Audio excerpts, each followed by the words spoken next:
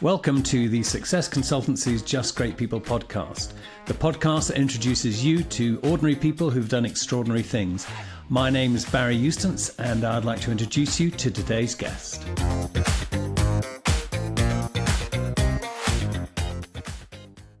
Welcome to the Just Great People podcast. I'm joined today by Adrian Stratta, who's got a fascinating story to tell, from dropping out of perfectly serviceable aeroplanes as a parachute major, to driving Daphne up through, Daphne is a Land Rover, through Africa, 22,000 miles, to helping organizations lead and manage change. Adrian, over to you and your fascinating and inspiring story. It's a inspiring story. As an aircraft captain, I'm sure you're horrified that people actually jump out of them. I can't see a single good reason at this stage to jump out of a serviceable airplane, but that's another issue. Yeah, we never had first class travel, you see, so it's a bit rough down the back. So, but yeah, great segue really. And what I do, I manage people and I manage process, and it's often through change and transformation.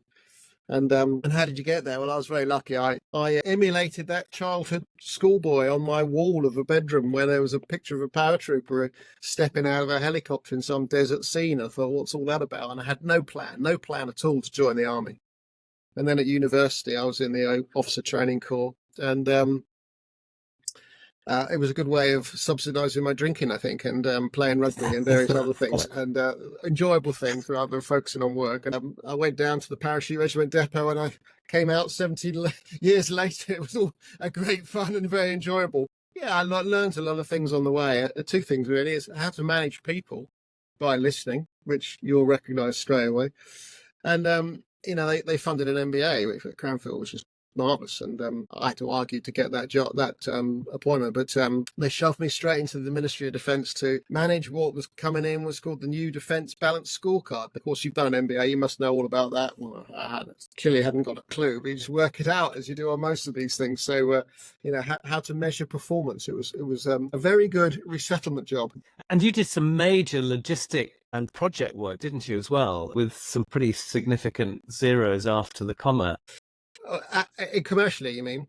So yeah, of course. I mean, I wasn't quite sure. I had jobs lined up with Deloitte and PwC, but all they were going to do was shove me straight back into the Ministry of Defence, which I was escaping from, really. So I didn't really fancy changing one uniform to another. So I did a bit of consultancy. A lot of it was about change and transformation, and for the last 20 years, really, I've been an interim manager.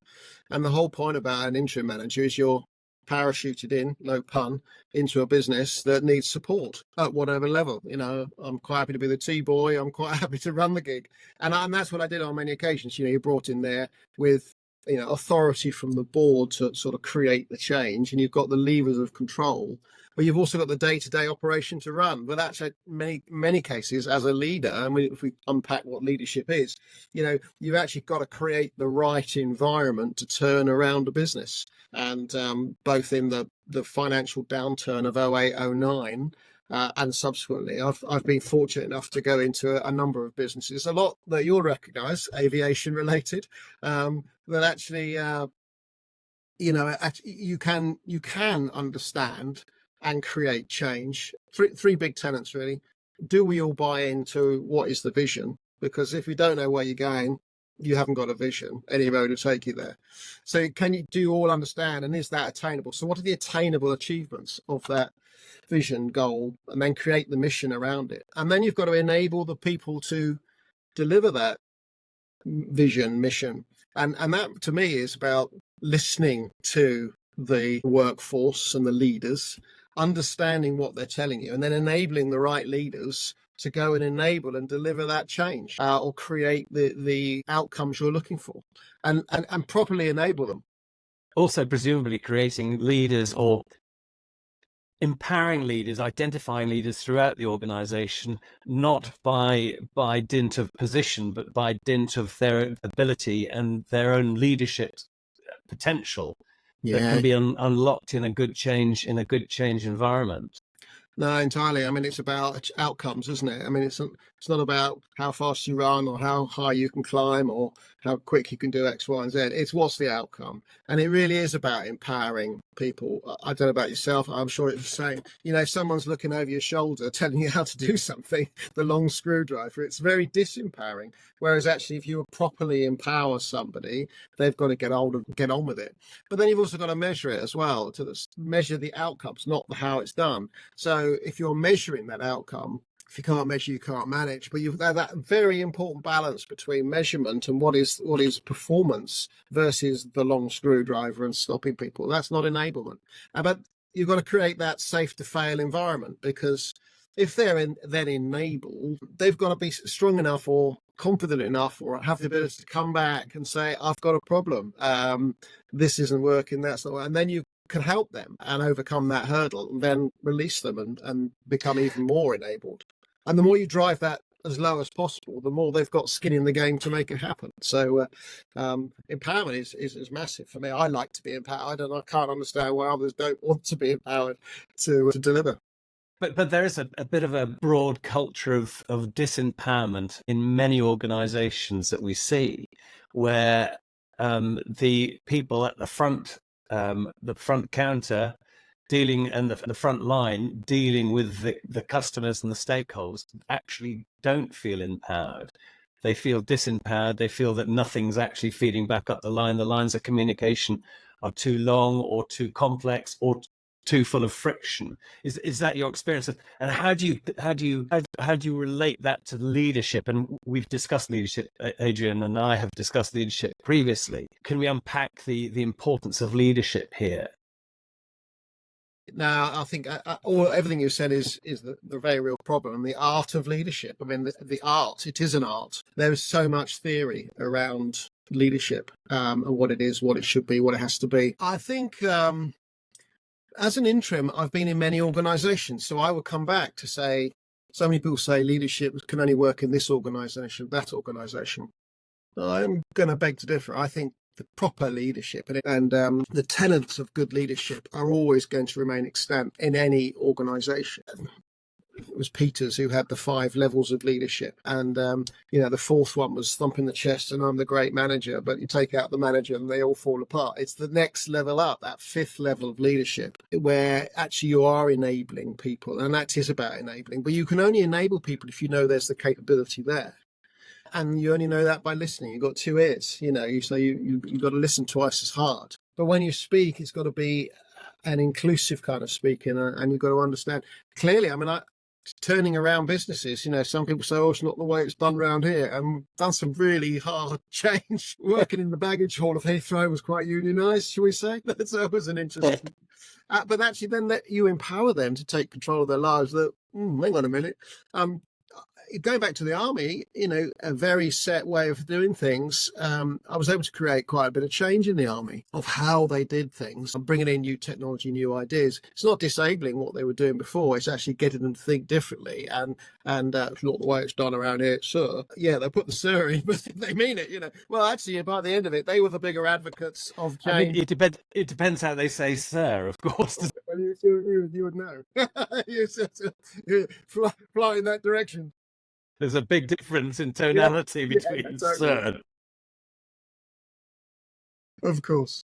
But and then there's a 4th tenet in how to do change. You got to enjoy it. You got to create a bit of fun too. And you spend so much time at work because you got to enjoy what you're doing, and that's very important. And drive that sort of sense of culture. When we were doing the big change, trying to get their IPO a couple of years ago, my program was to prepare the business for its IPO through operational change, how to drive out 25 million of an already stretched budget that's coming out of COVID. Some of it was in COVID, and that was pan-European. And what appeals to the leadership requirements of, say, Italy or Spain or out of Croatia, is that the same to the Dutch and in the UK? The story and the message is the same. It's how you deliver that message that might be through by different people. Never disempower people, always empower people. This is the general outcomes we are trying to achieve. What was doing the rounds at the time, which I thought was extremely great, was that TED talk that has became viral of some chap dancing on a hill at a open air concert. I think must have been America somewhere, and he was sort of the drunken guy in the corner on his own. Well, he was the first mover, but the biggest step of change is that people gradually tried to join him, and as it's the second step, second and third movers that join him that create the movement of change. And then the whole hill was then dancing, and they all got on board with change, and that was used in the TED talk, and we kind of used that as how to create the ambience and get people engaged in the movement. So it was talking, and it's creating the forums and the speech and the communication of ideas and making sure people are heard, that they're engaged in that process. It's really important. I mean, the buy-in is absolutely crucial, isn't it, to the success of any change program, and it's often under-communicated. The why are we doing it rather than what are we doing it is so important to people. Engaging their emotions, getting people's buy-in at the emotional level is often massively undervalued, underrated, and underdeveloped in organizations.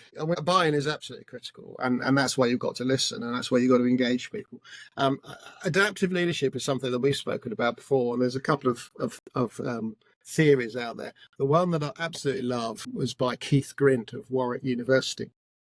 And if you just imagine a triangle, and the tip of that triangle is crisis, and at the base of that triangle is tame problems.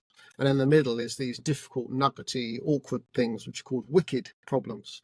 So most problems today in business are tame problems, and they need to be managed and resolved in a way with project management or discussion or basic business issues. But too often, poor leaders escalate, and sometimes they go straight from the very base of that triangle, which needs, proper accountancy processes or normal business management tools, launch straight to crisis. And at the crisis element, it's command and control. The ship's going down, the plane's going down, do this, do that. You got to take command and control because it's a real important. But they skip over the important level of what is leadership. And leadership is very important. I mean, how do you resolve, the very complicated, nuggety, difficult areas? And that is leadership. And it's too easy to do this command and control response because I know what's happening. Well, that is disempowering those leaders that are already there. And you've got to engage in this leadership, which is actually listening, understanding what's going on. Too often in too many businesses, I find people jumping too many hoops to solve problems that aren't proper problems. They're symptoms of the problem. And you've got to boil the issues right back to its core. What is the actual problem we're trying to deal with here? And then address that. When you come in as an interim leader in organizations, that must put you in a very strong position from an objective point of view. Presumably you come in with a new perspective and a new objectivity that perhaps may be missing, and organizations are sitting there with corporate myopia. 100%. I mean, you're not, well, first of all, you're not adhering to the politics of the organization. You're not there to sort of climb up the greasy pole and make a name for yourself. So you can be, as your word, utterly objective about what's going on. And actually, I love to ask the daft questions that no one's prepared to ask because they're not necessary. I won't say I'm not accountable. Of course I'm accountable. But you can ask the silly questions and challenge the obvious and say, why are we doing this? Why have we tried this? Well, did we really try it? And it's sometimes the solutions are so often in front of people and organizations. This is the crazy thing. I mean, we all laugh when people say that, but so often they are there. And just a question of unpacking them and understanding why they did or didn't fail. And people are people, right? I say I manage people and manage process. I don't manage much process. You manage the people who manage that process to put them into the right framework to go and do their expertise. And so it is always often about people. So I love all this digital transformation because it's which widget is worst best, but actually you've still got to get the people on board with that journey. It goes back to that dancing man who's the second and third mover on that journey. So as the interim, you're very often a proper interim. You're there to remove yourself in 3, 6, 9 months time, and I do remember the turnaround. It was a logistics support company, Heathrow and Birmingham in the US. And they were just, it was in the 08, 09 financial crash where there was falling numbers of travellers and therefore, people couldn't make money. Well, we turned a business from a loss to a profit and then sold it on as a big joint venture, purely because we could take objective views. I was able to take objective views of what was going on in that business and right-size that business to make sure it was working. They had full employment, and yet they'd bring in temporary staff. Why would you do that? You're just so overstaffed. They weren't controlling their product, so the product was going out, and better put some more product onto plane X, Y, and Z to keep them happy. Well, that's your profit going out the door there, So it was back to taking that step back. A lot of coaching is all about looking in the mirror.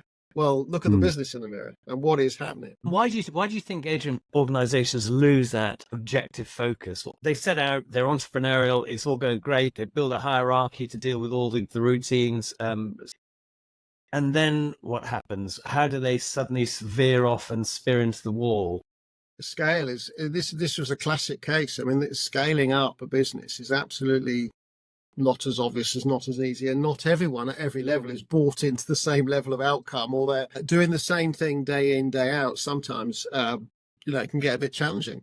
How do you keep motivated? So that comes back to leadership and providing the right carrot to the organization. You think of some of the retail companies. John Lewis Partnership is a classic. It's got all the co-op society where they engage all their employees into the outcome of our business. It's struggling at the moment. I get all that.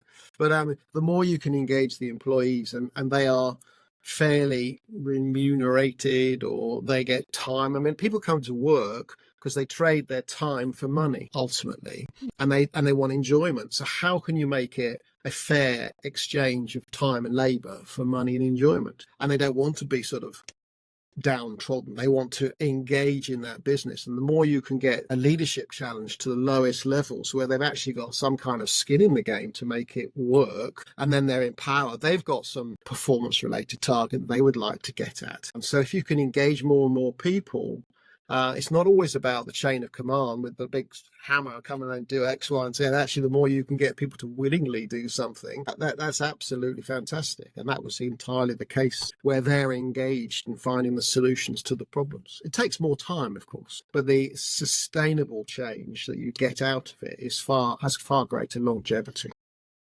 Yeah, I mean, certainly, I think if you've invested in a change program and it doesn't work, that's a very time-consuming and very expensive operation. Whereas if you're getting people engaged and actually contributing to the change program throughout the organization, I keep talking about the diagonal slash through the organization of leadership, a diagonal slash of opinion and views and contribution, and it's done voluntarily. A, it's fun because people enjoy doing it, they're seeing a result, but B, you're getting this wonderful multiplier effect where you're getting not just a few good ideas from a select group of people, but organizational wide input, even in the worst case where you're having something like a closure. And I've been involved with redundancy programs. If you're involving people in the decision that's particularly going to affect them and the broader organization, you can get a huge amount of value from that by actually engaging the people at the very, very front end of the organization who are going to feel the impact and who can actually buy into it, even if it's bad news. Yeah, I think that's really interesting. I totally buy into that. I think also people sort of, certainly bigger companies, they're a bit too removed sometimes from their business. It's not that they don't know what's going on. It's they set their board standards and they have their board agreements and that's what they want to do. But they haven't always worked through the realities of some of those things and what it actually takes and what they've got to do.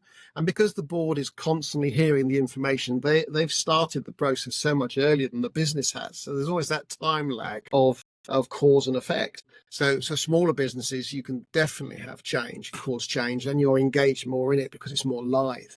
But so often that a change program is dealt with independently as an independent item, and it's not core business. Well, actually, it is core business. It has to be core business. And the last gig I was on was where it was completely revising the total operating model.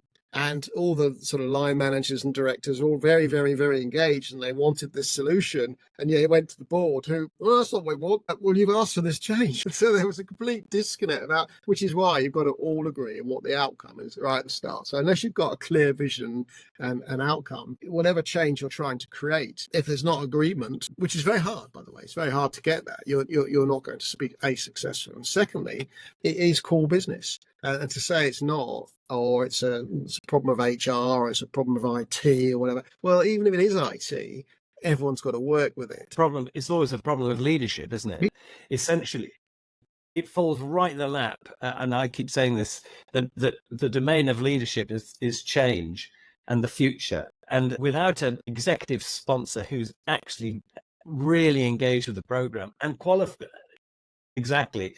It's going to drive itself into the wall. And the example you just given is exactly that case where what's the point in doing this unless the entire organization from the leadership team down and up buy into it? What's going to happen the next change when people get involved and start committing time, emotion, energy and voluntary contribution, only to find it stymied when it gets to the board? How can that happen? And exact 100%. And in the case, it was quickly resolved and sorted. But actually, it's a powerful example. And it does come back to the fact that something we were talking about earlier is that people are always very different. And we talked about the game changer index and how a useful way that was of assessing your human capabilities within and how people react and their predisposed ability to think in one direction might take them down a path that at a board, you think, well, how do we end up with that decision-making outcome? Whereas actually we've all agreed. And how many times have you been into businesses where there's this massive group thing? This is the way it's got to be because we've all decided. And how do you break out of that group think? And I think that's one of the real areas where, as an interim, if you're being honest, in order to achieve that aim and outcome, do you really need to do X, Y, and Z? Is that the right way of behaving and operating? And it takes quite a strong leader to say, yeah, you're probably right. That was not right or incorrect. We need to course correct rather than drive on a failing solution. Because every board, doesn't matter how high you are in a board, there's always pressures above you, which is so often ignored as well. We both feel passionately about the importance of leadership and how that not only affects the future of the organization, but also the present culturally in terms of why people come to work, how much time they commit to the organization voluntarily, and how the organization performs generally. Can we get back to that conversation at our next podcast? Because leadership is absolutely central. If we look around globally, we'll see there are failings of leadership left, right, and center, and the effects of that at the individual level are immense and potentially terrifying. And then we can bring this to the corporate and organization level where the same principles apply.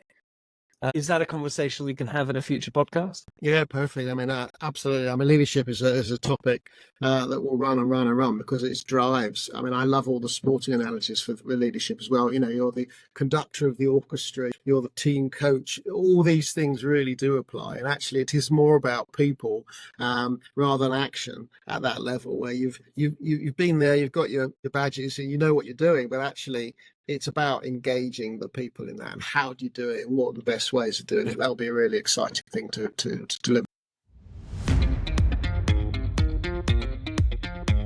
So that's it for today's Just Great People podcast from the Success Consultancy. We hope and trust you've enjoyed it. Please join us next time and please do remember to subscribe.